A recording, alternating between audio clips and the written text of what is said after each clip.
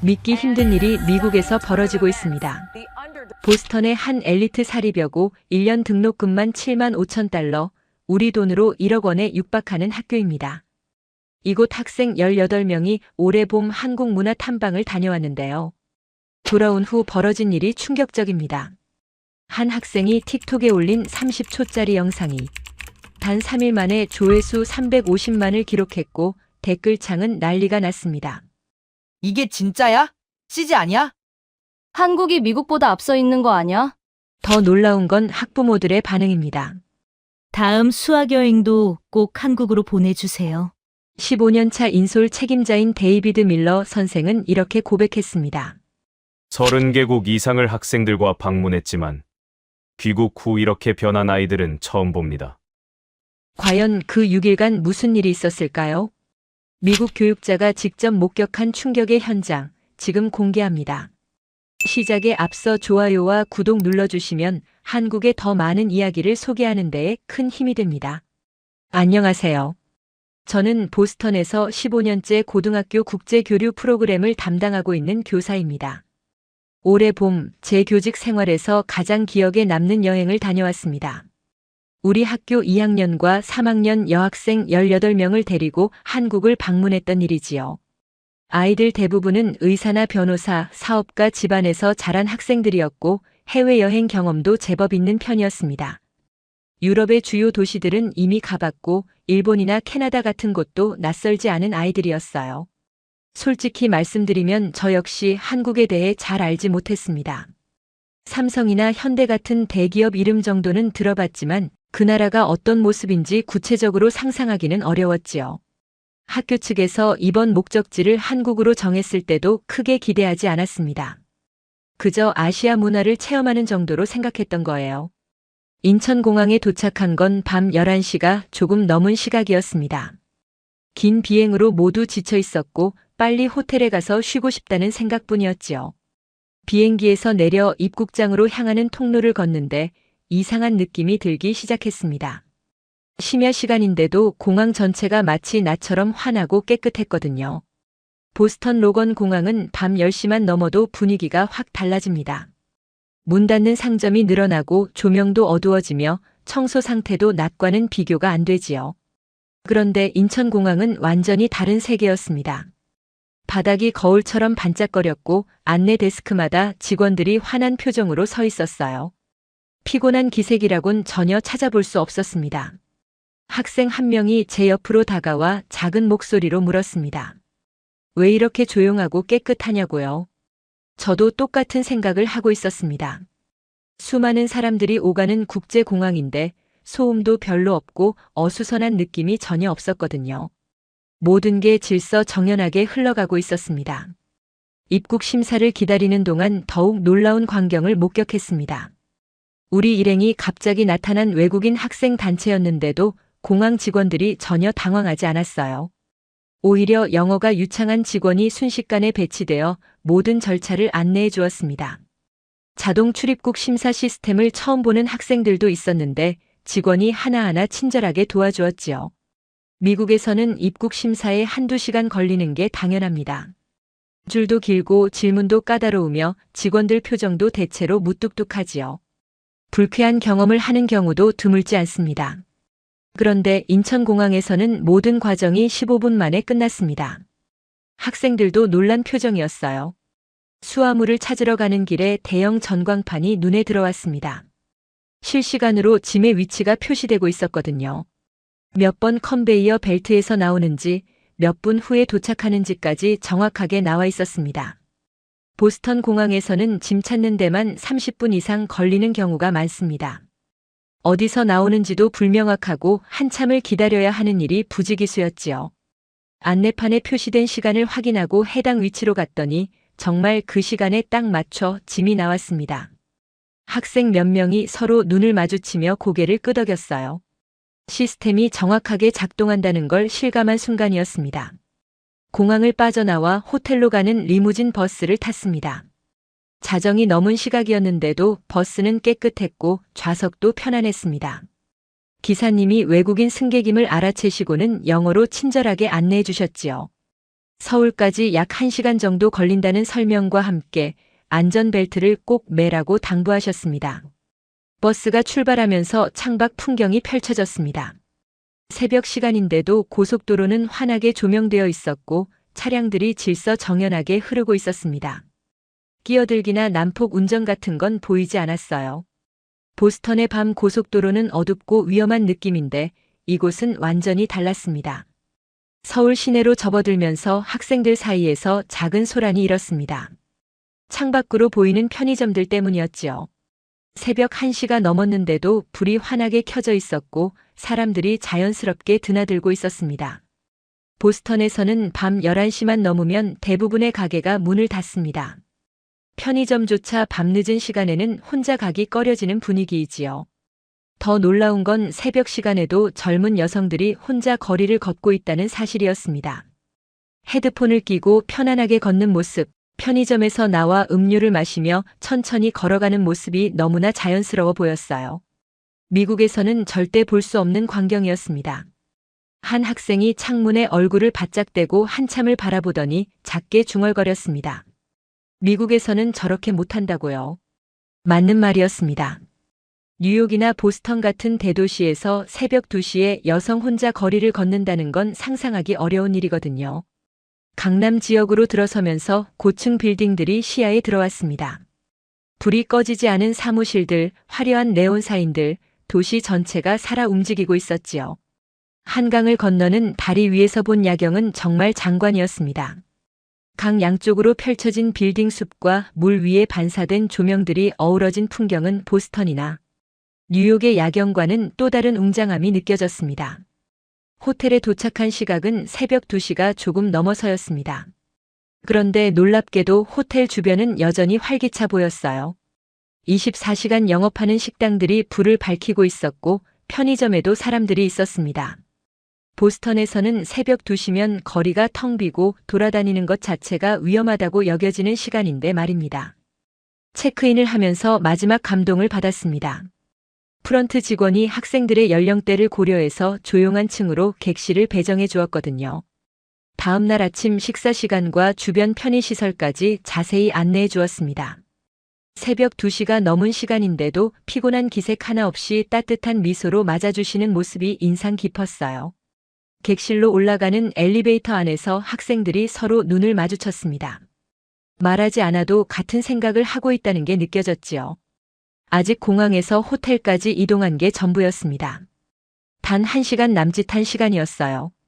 그런데 벌써 우리가 알던 세상과는 전혀 다른 곳에 와 있다는 느낌이 들었습니다. 그날 밤 저는 쉽게 잠들 수가 없었습니다. 앞으로 며칠 동안 이 나라에서 또 어떤 것들을 보게 될지 그때는 상상조차 하지 못했습니다. 몇 시간 후 시차 때문에 잠을 설친 학생 몇 명이 복도에서 웅성거리기 시작했습니다. 배가 고프다는 거였어요. 시계를 보니 새벽 6시가 조금 넘은 시각이었습니다. 솔직히 난감했습니다. 이른 새벽에 문을 연 식당을 찾기란 어느 나라에서든 쉽지 않은 일이니까요. 보스턴에서도 새벽 6시에 제대로 된 식사를 하려면 꽤 애를 먹어야 합니다. 호텔 조식은 7시부터였고 배고픈 학생들을 1시간이나 더 기다리게 할 수는 없었지요. 프런트에 내려가 혹시 근처에 아침 일찍 여는 식당이 있느냐고 물었습니다. 직원분이 환하게 웃으며 대답하셨어요. 바로 옆 골목에 24시간 운영하는 김밥집이 있다고요. 새벽에도 식사가 가능하다는 말에 귀를 의심했습니다. 학생 7명과 함께 호텔을 나섰습니다. 새벽 공기가 차가웠지만 거리는 이미 깨어나고 있었어요. 조깅하는 사람들, 출근 준비를 서두르는 직장인들이 보였습니다. 편의점에서 커피를 사들고 나오는 젊은이들도 있었지요. 서울이라는 도시는 새벽부터 움직이고 있었습니다.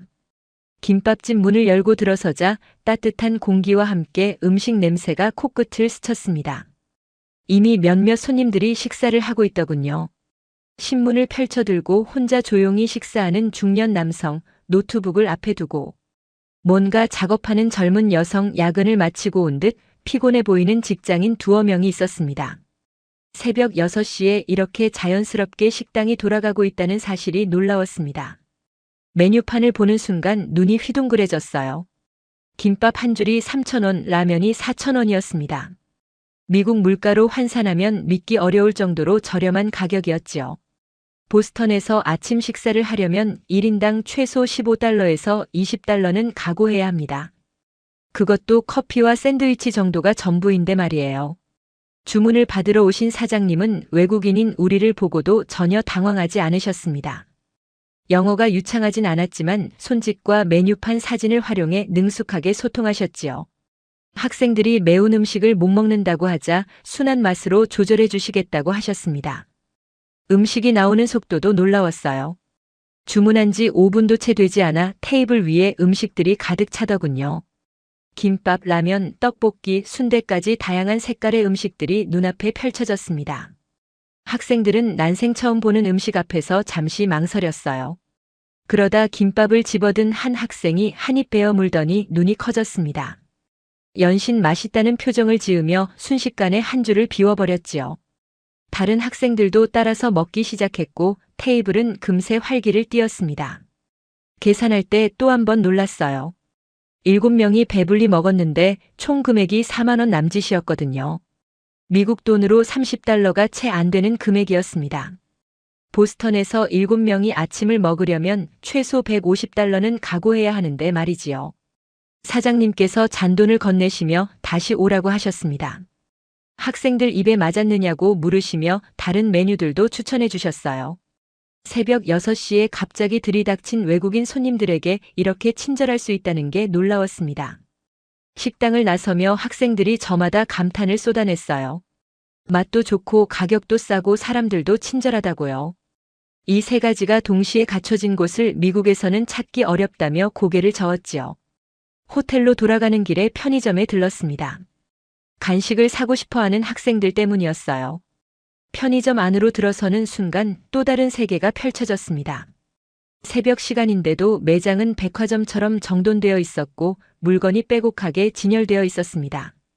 보스턴의 편의점은 좁고 어둡고 물건도 별로 없는 경우가 많거든요. 밤에는 안전을 이유로 일부 구역을 막아두기도 하지요. 그런데 서울의 편의점은 완전히 달랐습니다. 더욱 놀라운 건 편의점에서 할 수 있는 일들이었어요. 물건만 파는 게 아니라 택배도 보내고 공과금도 내고 은행 업무까지 볼 수 있다고 하더군요. 학생들이 신기해하며 이것저것 구경했습니다. 바나나 맛 우유를 발견한 학생들이 호들갑을 떨었어요. 항아리 모양의 독특한 용기가 재미있었나 봅니다. 저마다 하나씩 집어들고는 기념사진을 찍었지요. 미국에서는 본 적 없는 것들이 너무 많다며 신기해했습니다. 계산대 직원분이 환하게 인사하시며 한국 방문을 환영한다고 하셨어요. 외국인이라고 불편해하거나 귀찮아하는 기색이 전혀 없었습니다. 오히려 먼저 말을 걸어주시는 따뜻함이 느껴졌지요. 편의점을 나서며 한 학생이 중얼거렸습니다. 한국은 24시간 살아있는 나라 같다고요. 언제든 필요한 게 있으면 해결할 수 있다는 사실이 부럽다고 했습니다. 미국에서는 일요일만 되어도 문 닫는 가게가 수두룩한데 여기는 새벽에도 모든 게 돌아가고 있으니까요. 호텔로 돌아오는 길 거리의 청결함에도 새삼 감탄했습니다. 쓰레기 하나 보이지 않았거든요. 새벽부터 거리를 쓸고 있는 미화원분들의 모습이 눈에 들어왔어요. 도시 전체가 하나의 생명체처럼 유기적으로 움직이고 있었습니다. 호텔 로비에 도착하니 다른 학생들도 하나둘 깨어나 있었습니다. 먼저 나갔다 온 우리를 보고 어디 갔다 왔느냐며 물었지요. 새벽 식사 이야기를 들려주자 모두 부러워하며 다음에는 자기들도 꼭 데려가 달라고 했습니다. 그때까지만 해도 이건 시작에 불과했습니다. 진짜 놀라운 일들은 그 다음부터 펼쳐지게 되었지요. 아침 9시가 되어 본격적인 일정을 시작했습니다. 첫 목적지는 한강공원이었지요.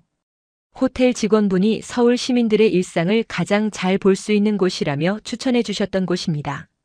지하철을 타고 이동하기로 했습니다. 미국 학생들에게 대중교통은 낯선 경험이거든요. 보스턴에도 지하철이 있지만 학생들 대부분은 부모님 차를 이용하지 지하철을 타는 경우는 거의 없습니다. 위험하다는 인식 때문이지요. 지하철역으로 들어서는 순간 학생들의 입에서 탄성이 터져 나왔습니다. 역사 내부가 너무나 깨끗했기 때문입니다. 바닥이 반짝반짝 빛나고 있었고 벽면에는 얼룩 하나 없었어요. 공기도 쾌적했습니다. 지하인데도 냄새가 나지 않았지요. 보스턴 지하철역의 모습이 떠올랐습니다.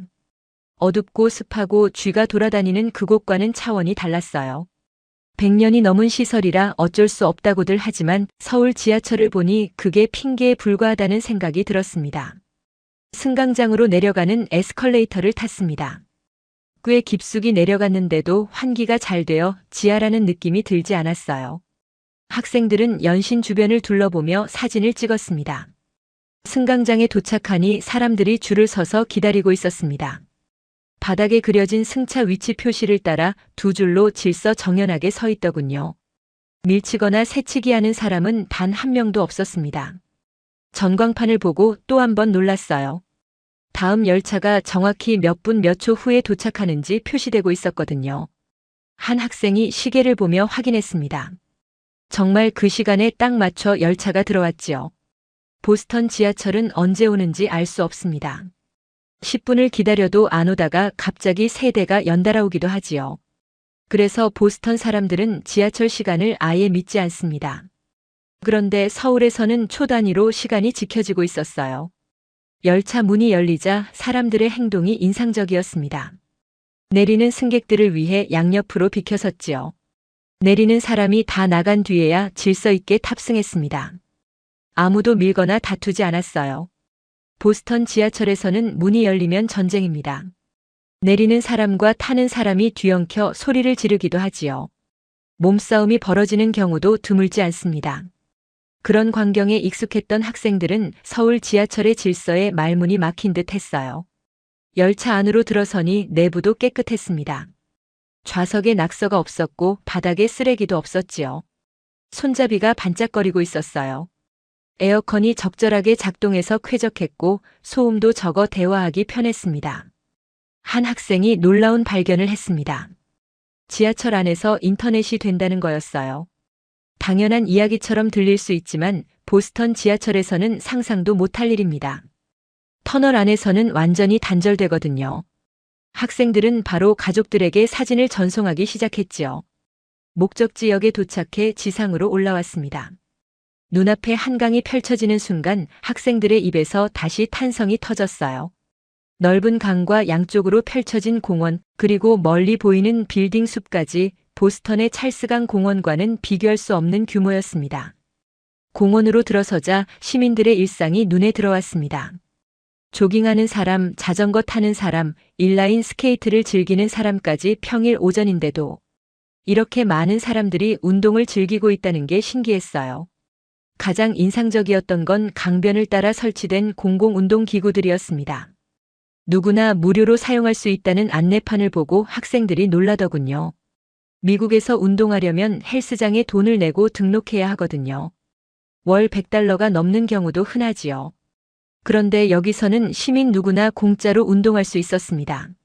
한 할아버지께서 운동기구를 사용하고 계셨어요. 학생 하나가 용기를 내어 다가갔습니다. 언어가 통하지 않아 손짓으로 소통했는데 할아버지께서 환하게 웃으시며 기구 사용법을 알려주셨습니다. 매일 아침 이곳에서 운동한다고 하셨지요. 그 모습을 보며 학생들이 고개를 끄덕였어요. 한국 어르신들이 건강해 보이는 이유를 알 것 같다고들 했습니다. 운동할 수 있는 환경이 이렇게 잘 갖춰져 있으니까요. 공원 벤치에 앉아 잠시 쉬며 주변을 둘러봤습니다. 가족 단위로 나온 사람들이 많았어요. 아이와 자전거를 타는 아버지, 유모차를 밀며 산책하는 어머니들, 평화로운 일상의 풍경이 그림처럼 펼쳐져 있었지요. 특히 눈에 띈 건 반려견과 산책하는 사람들이었습니다. 모두 목줄을 착용하고 있었고 배변 봉투를 손에 들고 있었어요. 한 남성이 반려견의 배변을 치우는 모습을 보며 학생들이 감탄했습니다. 보스턴에서도 규정상 치워야 하지만 실제로 지키는 사람은 많지 않거든요. 점심때가 되자 신기한 광경을 목격했습니다. 공원 곳곳에 작은 편의점과 카페가 있었는데 사람들이 도시락을 사서 잔디밭에 앉아 먹고 있었지요.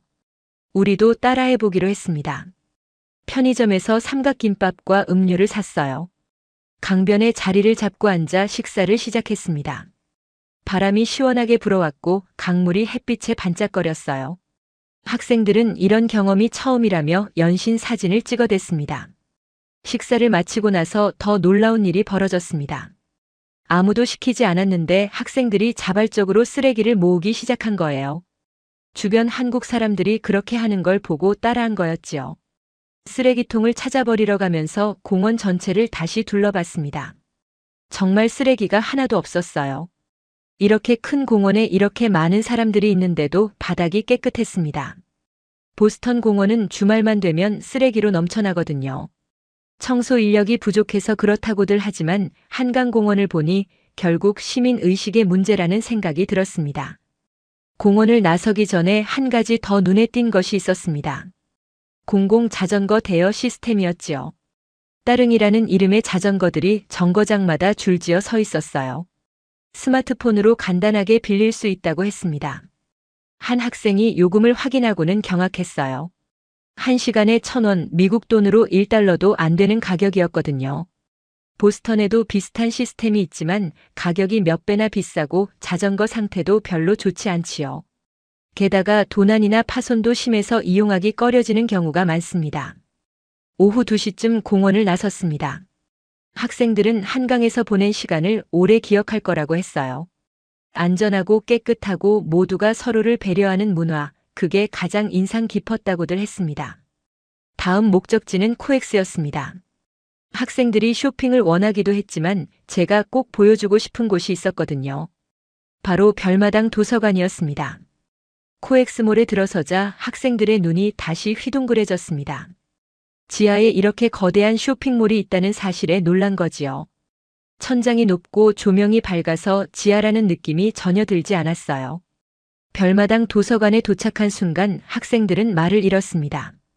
천장까지 치솟은 거대한 책장들, 그 안에 빼곡히 꽂힌 수만 권의 책들이 눈앞에 펼쳐졌거든요. 도서관이라기보다는 하나의 예술 작품 같았지요.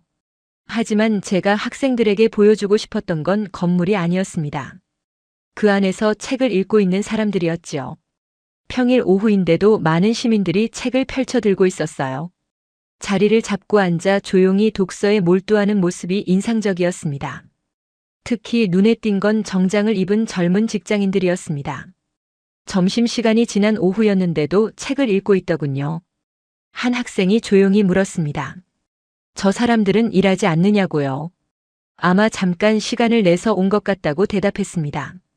그 말을 듣고 학생들이 숙연해졌어요. 바쁜 직장인들이 점심시간에 커피숍 대신 도서관을 찾는 문화, 미국에서는 상상하기 어려운 풍경이었거든요. 보스턴 직장인들의 점심시간은 대개 샐러드를 사들고 책상으로 돌아가거나 커피를 마시며 스마트폰을 보는 게 전부니까요. 1시간 정도 도서관에 머물렀습니다. 학생들은 각자 관심 있는 분야의 책을 살펴봤어요. 영어로 된 한국 소개 책자를 읽는 학생도 있었고 한국어 학습서를 뒤적이는 학생도 있었습니다. 사진집을 넘기며 한국의 풍경에 감탄하는 학생들도 많았어요. 도서관을 나서면서 한 학생이 말했습니다. 한국이 왜 이렇게 빠르게 발전했는지 알 것 같다고요. 사람들이 끊임없이 배우고 공부하는 문화가 있기 때문이라고 했지요. 배움에 대한 이런 열정이 나라 전체를 움직이는 힘인 것 같다고도 했습니다. 그 말에 다른 학생들도 고개를 끄덕였어요. 미국은 공부를 싫어하는 분위기가 있거든요.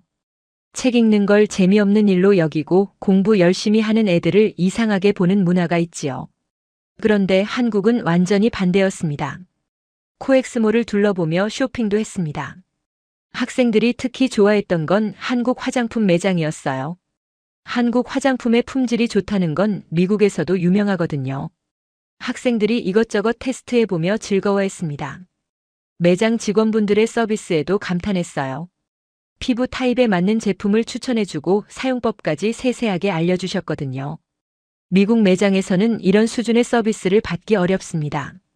대부분 직원들이 무관심하거나 귀찮아하지요. 저녁 시간이 가까워지며 홍대로 이동했습니다. 한국 젊은이들의 문화를 보여주고 싶었거든요. 지하철에서 내리자마자 활기찬 분위기가 몰려왔습니다. 음악소리, 사람들의 웃음소리, 형형색색의 간판들, 도시 전체가 축제장 같았어요. 거리로 나서자 버스킹 공연이 눈에 들어왔습니다. 젊은이들이 K-팝 음악에 맞춰 춤을 추고 있었지요. 안무가 칼같이 맞아떨어졌습니다. 전문 댄서라고 해도 믿을 정도였어요. 공연이 끝나자 모여있던 관객들이 박수를 쳤습니다. 몇몇이 모자에 돈을 넣어주었지요. 공연자들이 고맙다며 인사했습니다. 학생들이 감탄했어요. 길거리 공연의 수준이 이 정도라니 믿기 어렵다고요. 보스턴에도 거리 공연자들이 있습니다. 하지만 대부분 수준이 높지 않고 주변이 지저분한 경우가 많지요. 공연을 보다가 소매치기를 당하는 경우도 있어서 오래 머무르기 꺼려집니다. 그런데 홍대 거리는 안전하고 깨끗했어요. 마음 편히 공연을 즐길 수 있었습니다. 조금 더 걸어가니 프리마켓이 열리고 있었습니다. 젊은 예술가들이 직접 만든 작품들을 판매하고 있었지요. 액세서리, 그림, 수제 공예품까지 하나하나 개성이 넘쳤습니다. 한 부스에서 학생들이 발걸음을 멈췄습니다. 한국 전통 문양을 현대적으로 재해석한 귀걸이였어요. 판매자가 영어로 설명해 주었습니다. 한국의 전통과 현대를 접목한 작품이라고요. 학생 몇 명이 구매했지요. 특별한 기념품이 될 거라며 좋아했습니다. 다른 부스에서는 캘리그래피 작품을 팔고 있었습니다. 한글로 쓴 아름다운 글씨들이 전시되어 있었지요. 학생들이 한글의 아름다움에 감탄했어요. 한 학생은 자기 이름을 한글로 써달라고 부탁했습니다. 작가분이 흔쾌히 써주셨지요. 프리마켓을 둘러보며 학생들이 이야기를 나눴습니다. 젊은 예술가들이 자유롭게 활동할 수 있는 공간이 있다는 게 부럽다고요. 미국에서는 이런 기회가 흔하지 않거든요. 보스턴에서 예술 활동을 하려면 엄청난 비용이 들지요. 임대료가 비싸서 젊은 작가들이 버티기 어렵습니다. 그런데 홍대에서는 젊은이들이 자신의 재능을 펼칠 수 있는 터전이 마련되어 있었어요. 한국이 문화와 예술을 지원하고 있다는 증거라고 학생들이 말했습니다. 독특한 카페 앞에서 발걸음을 멈췄습니다.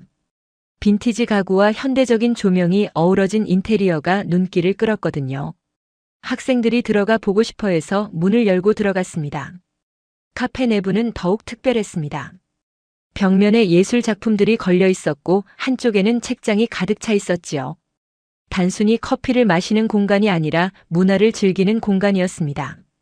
자리에 앉아 음료를 기다리며 주변을 살폈습니다. 많은 젊은이들이 노트북을 펼쳐놓고 무언가에 몰두하고 있었어요.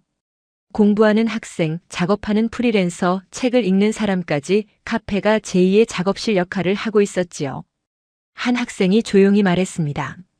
카페에서 이렇게 열심히 뭔가를 하는 모습이 인상적이라고요. 미국 카페에서는 대부분 수다를 떨거나 스마트폰을 보는 게 전부인데 한국 젊은이들은 뭔가 다르다고 했습니다. 저도 그 말에 동감했어요. 한국 젊은이들에게서 느껴지는 열정 같은 게 있었습니다. 무언가를 이루겠다는 의지, 성장하겠다는 욕구가 눈빛에서 읽혔지요. 그런 에너지가 이 나라를 움직이는 힘인 것 같았습니다. 저녁이 되자 거리가 더욱 활기를 띠었습니다. 네온 사인이 켜지고 음악 소리가 커졌어요. 식당과 술집에서 사람들이 나와 거리를 채웠습니다. 학생들이 이 분위기에 흠뻑 빠졌지요. 저녁 식사로 삼겹살을 먹으러 갔습니다. 학생들이 한국식 바비큐를 경험해 보고 싶다고 했거든요. 식당에 들어서자 고기 굽는 냄새가 진동했습니다. 직원분이 친절하게 굽는 법을 알려주셨어요. 학생들이 처음에는 어색해하더니 금세 익숙해졌지요. 상추에 고기를 싸서 한 입에 넣는 방법을 배우고는 연신 맛있다며 감탄했습니다. 가격을 계산할 때 또 한 번 놀랐어요. 18명이 배불리 먹었는데 1인당 12,000원 남짓이었거든요. 미국에서 같은 수준의 바비큐를 먹으려면 1인당 40달러는 각오해야 합니다. 학생들이 고개를 저으며 믿을 수 없다고 했지요. 호텔로 돌아가는 길 밤거리를 걸으며 학생들과 이야기를 나눴습니다. 하루 동안 본 것들이 너무 많아서 머리가 복잡하다고들 했어요. 모든 게 미국과 달랐다고요. 더 좋은 방향으로 말이지요. 한 학생이 조용히 말했습니다. 한국에서 살고 싶다고요. 반쯤 농담이었지만 표정은 진지했습니다. 다른 학생들도 비슷한 생각을 하고 있는 것 같았어요. 그날 밤 호텔 방으로 돌아와 침대에 누웠는데 잠이 오지 않았습니다. 학생들의 변화가 느껴졌거든요. 처음 한국에 도착했을 때와는 완전히 다른 눈빛이었습니다. 마지막 날 아침이 밝았습니다. 학생들은 평소보다 일찍 일어나 짐을 꾸렸어요. 오후에 공항으로 가야 했기 때문이지요. 아침 식사 후 마지막 일정으로 명동에 가기로 했습니다. 호텔에서 명동까지는 걸어갈 수 있는 거리였습니다. 학생들은 서울의 마지막 모습을 눈에 담으려는 듯 천천히 걸었어요. 거리 곳곳을 카메라에 담고 지나가는 사람들의 모습을 관찰했지요. 명동에 도착하니 이미 많은 인파로 북적이고 있었습니다. 화장품 가게, 옷가게, 액세서리 가게들이 즐비했어요. 학생들의 눈이 반짝였습니다. 여학생들이 먼저 화장품 매장으로 향했습니다. 한국 화장품의 명성은 미국에서도 유명하거든요. 매장에 들어서자 직원분이 영어로 환영 인사를 건넸어요. 체험용 제품들이 깔끔하게 진열되어 있었습니다. 직원분이 학생들 한 명 한 명의 피부를 살펴보며 제품을 추천해 주셨습니다. 사용법까지 세심하게 알려주셨지요. 이런 수준의 서비스에 학생들이 감동했어요. 미국 매장에서는 경험하기 어려운 것이었습니다. 한 학생은 쇼핑백 가득 제품을 샀습니다. 본인 것만이 아니라 어머니, 언니, 친구들 선물까지 준비했지요. 가격도 합리적이고 품질도 좋다며 만족해했어요. 길거리 음식 코너에서 간식을 샀습니다. 호떡을 처음 맛본 학생들이 환호했어요. 달콤하고 따뜻한 맛에 푹 빠졌지요. 붕어빵도 신기해했습니다. 생선 모양인데 왜 팥이 들어있느냐며 웃었어요. 기념품 가게에 들어갔습니다. 한국 전통 상품들이 현대적으로 재해석되어 있었지요. 한복 인형, 전통 문양 엽서, 한글이 프린트된 옷까지 학생들이 집에 가져갈 선물을 정성껏 골랐습니다. 가게 주인분이 외국인 학생들에게 특별히 할인을 해주셨습니다. 한국을 찾아와서 고맙다고 하셨지요. 학생들이 그 따뜻함에 또 한 번 감동했어요. 한국 사람들의 정을 느꼈다고들 했습니다. 점심으로 비빔밥을 먹었습니다. 식당에 들어가니 외국인 관광객들로 북적였어요. 메뉴판에 사진과 영어 설명이 있어서 주문하기 쉬웠습니다. 비빔밥이 나오자 학생들이 감탄했어요. 색깔이 너무 예뻤거든요. 빨강, 노랑, 초록, 하양, 다양한 색깔의 재료들이 어우러져 하나의 작품 같았지요. 직원분이 비비는 방법을 알려주셨어요. 학생들이 따라하며 즐거워했습니다. 식사 후 명동 성당에 들렀습니다. 오래된 건물의 웅장함에 학생들이 숙연해졌어요. 잠시 안으로 들어가 조용히 앉아 있었습니다. 평화로운 시간이었지요. 성당 앞 계단에 앉아 잠시 쉬며 이야기를 나눴습니다. 학생들이 며칠간의 경험을 되돌아봤어요. 예상했던 것보다 훨씬 좋았다고들 했습니다. 한국을 전혀 몰랐는데 이제는 가장 좋아하는 나라가 되었다고요. 한 학생이 조용히 말했습니다. 꼭 다시 오고 싶다고요. 더 오래 머물고 싶다고도 했지요. 다른 학생들도 고개를 끄덕였습니다. 며칠이 너무 짧았다는데 모두가 공감했어요.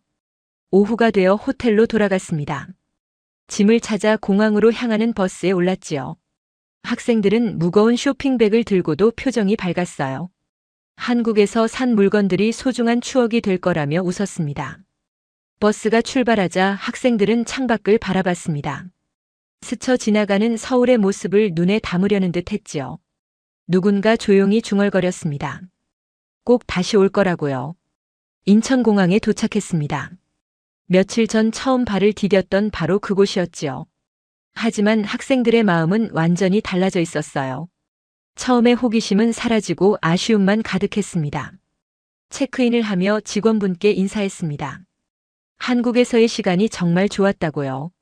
직원분도 미소 지으며 다시 방문해 달라고 하셨지요. 한국을 좋아해줘서 감사하다고도 하셨어요. 비행기가 이륙하고 창밖으로 한국 땅이 멀어져 갔습니다. 학생들이 작아지는 불빛들을 바라보며 아쉬워했지요. 누군가 사진을 찍었습니다. 한국의 마지막 모습을 남기려고요. 보스턴 공항에 도착한 건 다음 날이었습니다. 학부모님들이 마중 나와 계셨어요. 학생들이 한꺼번에 한국 이야기를 쏟아내기 시작했습니다. 부모님들의 표정이 놀라움으로 바뀌었지요. 학교로 돌아온 후 큰일이 벌어졌습니다. 학생들이 소셜미디어에 한국 여행 사진과 영상을 올리기 시작한 거예요. 수십 개의 게시물이 한꺼번에 올라갔지요. 반응이 폭발적이었습니다. 미국 친구들이 놀라워하며 댓글을 달았어요. 한국이 이렇게 발전한 나라인 줄 몰랐다고요. 조회수가 순식간에 올라갔습니다. 특히 인기를 끌었던 건 새벽 거리 영상이었습니다. 새벽 2시에 여성들이 혼자 안전하게 걸어다니는 모습을 담은 영상이었지요. 미국에서는 상상도 못할 일이라며 사람들이 충격을 받았어요. 조회수가 280만을 넘었습니다. 댓글에는 비슷한 반응들이 이어졌습니다. 왜 미국은 이렇게 못하느냐는 것이었지요. 세계 최강 대국이라면서 기본적인 안전도 보장 못하느냐는 자주 섞인 글들이 많았습니다. 학부모들 사이에서도 한국에 대한 관심이 높아졌습니다. 학교에 문의가 쏟아졌지요. 다음번 해외 수학여행도 한국으로 해달라는 요청이었어요. 자녀를 한국에 보내고 싶다는 부모들이 크게 늘었습니다. 저도 학교에서 특별 강연을 요청받았습니다. 한국에서의 경험을 다른 학생들과 교직원들에게 공유해 달라는 거였지요. 강당이 가득 찼어요. 모두가 한국이라는 나라가 궁금했던 겁니다. 강연에서 저는 한국에서 본 것들을 솔직하게 이야기했습니다. 시스템의 효율성, 시민의식의 수준, 그리고 무엇보다 외국인에 대한 따뜻한 환대를요. 청중들이 집중해서 들었습니다. 질문 시간이 예상보다 길어졌습니다. 한국이 정말 그렇게 안전한지, 교육열은 어떤지, 물가는 어느 정도인지 모두가 한국에 대해 알고 싶어 했지요. 강연이 끝난 후 많은 학생들이 다가왔습니다. 한국에 대해 더 알고 싶다고 했어요. 한국 드라마를 보기 시작했다는 학생도 있었고, 한국어를 배우고 싶다는 학생도 있었습니다. 얼마 후 학교에서는 한국과의 교류 프로그램을 준비하기 시작했습니다. 다음 해에는 더 많은 학생들이 한국을 방문할 예정이지요. 한국에 다녀온 학생들이 후배들에게 조언을 해주고 있었어요. 그 우연한 여행이 많은 것을 바꿔놓았습니다. 학생들의 세계관이 달라졌고 학교의 프로그램이 바뀌었고 미국의 젊은이들이 한국이라는 나라에 관심을 갖게 되었지요. 지금도 그때 함께 갔던 학생들과 연락을 주고받습니다. 모두 한국에서의 시간을 잊지 못하고 있어요. 누군가는 실제로 한국 대학에 지원했다고 하더군요. 한국어를 배우는 학생도 여럿 있습니다. 한국 문화에 깊이 빠진 학생들도 많아요. 한 학생은 제게 이렇게 말했습니다. 한국 여행이 인생을 바꿔놓았다고요. 그전까지는 미국이 최고라고 생각했는데 이제는 생각이 완전히 달라졌다고 했습니다. 세상에는 배울 게 너무 많다는 걸 깨달았다고요. 다른 학생은 대학 전공을 아시아학으로 바꿨습니다. 한국을 비롯한 아시아 국가들에 대해 더 깊이 공부하고 싶다고 했어요. 나중에 한국에서 일하는 게 꿈이라고도 했습니다. 학부모들의 반응도 인상적이었습니다. 한 어머니는 제게 전화를 걸어 고맙다고 하셨어요. 딸아이가 한국 다녀온 후 완전히 달라졌다고요. 목표 의식이 생기고 공부에 대한 열정도 생겼다고 했습니다. 한국의 젊은이들이 얼마나 열심히 사는지 보고 자극을 받았다는 거였어요. 이제는 매일 한국어를 공부하고 한국 뉴스를 찾아보고 언젠가 한국에서 살아보고 싶다고 한답니다. 또 다른 학부모는 이렇게 말씀하셨습니다. 자녀가 한국 여행 후 안전에 대한 인식이 완전히 바뀌었다고요. 미국에서는 밤에 혼자 다니는 게 당연히 위험하다고 생각했는데 한국에서는 그게 일상이더라는 겁니다. 왜 미국은 그렇게 못하느냐고 묻더랍니다.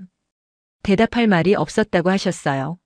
학교 이사회에서도 한국 여행의 성과를 높이 평가했습니다. 학생들의 만족도가 역대 최고였고 교육적 효과도 컸다는 평가였지요. 다음 해부터는 한국을 정기 방문지로 포함시키기로 했습니다. 매년 2번 봄과 가을에 학생들을 보내기로 결정했어요.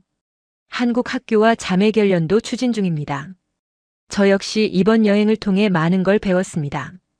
15년간 학생들을 데리고 30개국 이상을 다녀봤지만 한국처럼 제 생각을 바꿔놓은 나라는 없었습니다.